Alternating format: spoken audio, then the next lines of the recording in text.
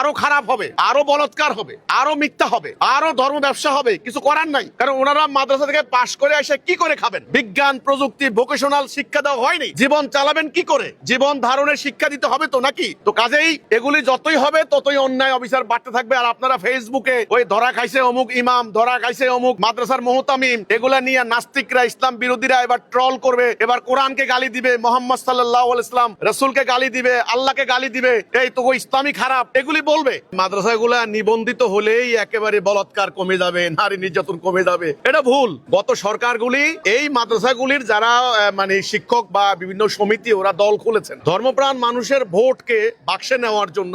ভোটের ইকুয়েশনে তারা এদেরকে পেট্রোনাইজ করেছেন। এটাই তো ইসলামের ক্ষতি হয়েছে। ইসলাম রাষ্ট্রীয় জীবনে প্রতিষ্ঠা না করে আপনার মাদ্রাসাকে নিবন্ধন করলে কি ইসলাম কায়েম হয়ে যাবে? হবে না। আপনি বলেছেন মক্তব, আমরা মক্তবে লেখাপড়া করেছি। আমি তখন স্কুলে যাইনি, আমার বয়স 5 বছর, 4.5, 5 বছর। এই বয়সে আমার মনে আছে আমরা কিন্তু 2 বা 3 বার কোরআন শরীফ খতম দিয়েছি মক্তবে। এবং আমরা আমাদের যারা ওস্তাদ ছিলেন তাদেরকে খুব বেশি কিছু দিতে পেরেছি তা না। আমাদেরকে বলতো এক মুষ্টি চাল নিয়ে আইসো, বাস এইটুকু। কিন্তু এই মক্তব ব্যবস্থা উঠে গিয়েছে। আমাদের মা খালারা, আমাদের দাদি নানিরা আমাদেরকে সুন্দর করে টুপি মাথায় দিয়ে, কোট্টা গায়ে দিয়ে, শীতকালে চাদর দিয়ে আমাদেরকে মক্তবে পাঠাই দিতেন। ওই মক্তবে আমরা অন্তত সারা গ্রামের অন্তত 100-150 বাচ্চারা একসাথে লেখাপড়া করতাম। তখন তো আমাদের আদব কায়দা, কায়দা একটা শব্দ ছিল, আদব কায়দা, লেহাজ, ভদ্রতা, সভ্যতা, অজুর নিয়ম, গোসলের নিয়ম, মাসালা মাসাইল, এগুলি আমাদেরকে, বয়োজ্যেষ্ঠদের সম্মান করা, এগুলি আমাদেরকে শিখাইছে মক্তবে। সেই মক্তব কোথায়? মক্তব গিয়ে এখন হয়েছে কাওমি মাদ্রাসা, ওইদিকে হয়েছে ক্যাডেট স্কুল, মানে হলো কিন্ডারগার্টেন। হোক, আমার কথা হচ্ছে এটা। কিন্তু আপনি যে বললেন সরকার নিবন্ধন করলে ঠিক হবে, হবে না, হবে না। সিস্টেমে ভুল, প্রক্রিয়ার মধ্যে ভুল। কিভাবে ভুল সেই রূপরেখাটা আমি তুলে ধরেছি। আমি আবার বলছি, আল্লাহর রাসূলের প্রকৃত ইসলাম এগুলি নয়। আল্লাহর রাসূলের ইসলাম ধীরে ধীরে ধীরে ধীরে এর আসল চেহারা, আসল রূপ হারিয়ে গেছে। এখন লেবাস হয়ে গেছে ইসলাম। কে কত বড় মৌলবী, কার কত বড় দাড়ি আছে সেটা দিয়ে পরিমাপ করা হয়। কত সুন্দর করে কথা বলতে পারে তার দাম তত বেশি। কিন্তু মোমেন নাই, মোমেনের সংজ্ঞা নাই, মোমেনের কোয়ালিটি গুণাবলী কোরআনে নাই। মিথ্যা বলবা না, প্রতারণা করবা না, গীবত করবা না, মানে এই ধরনের কথাগুলো নাই। সমানে মিথ্যা, সমানে ছলনা, ধর্ম ব্যবসা, এগুলি চলছে সমানে। আর যারা রাজনীতি করে তারা এই ধরনের মাদ্রাসাগুলিকে প্যাট্রোনাইজ করে এই উদ্দেশ্যে, ভোটের মাঠে এরা এদেরকে সাপোর্ট করবে। এইবারের নির্বাচনে দেখেন, সমস্ত জনগণ আশা করেছিল ধর্মীয় দলগুলো একজোট হবে, ঠিক কিনা, ইসলাম কায়েম হবে।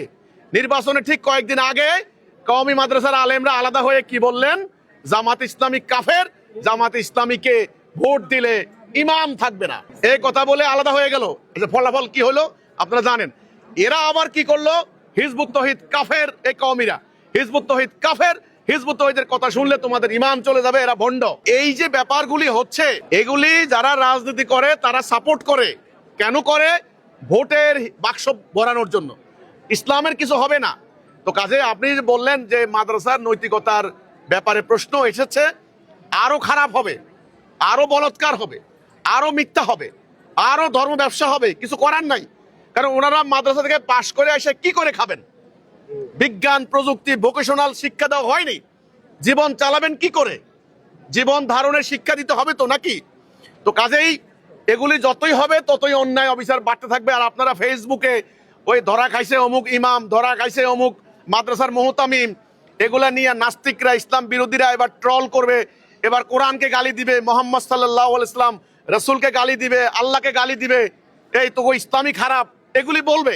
আমি দয়া করে আপনাদেরকে বলতে চাই, এখন মুসলমান, সাধারণ মুসলমানদের এই কথা বলার সময় হয়েছে যে ওগুলা ইসলাম নয়। তোমরা যে কাজগুলি করছো, এই যে বলাৎকার, শিশু নারীদেরকে ধর্ষণ, মেয়েদেরকে এই মিথ্যা ছলনা গুজব, এগুলি ইসলাম না। এগুলো থেকে বেরিয়ে আসো। সাধারণ জনগণকে এখন এই কথা বলতে হবে। কথা পরিষ্কার হলো কি না? ওই হুজুরেরা করে, এই জন্য জায়েজ, এই সূত্র থেকে বেরিয়ে আসেন। হুজুরেরা করে, আল্লাহর রাস্তায় মাফ করে দাও, আল্লাহ ভালো করব, এই সিস্টেমটা বাদ দিতে হবে।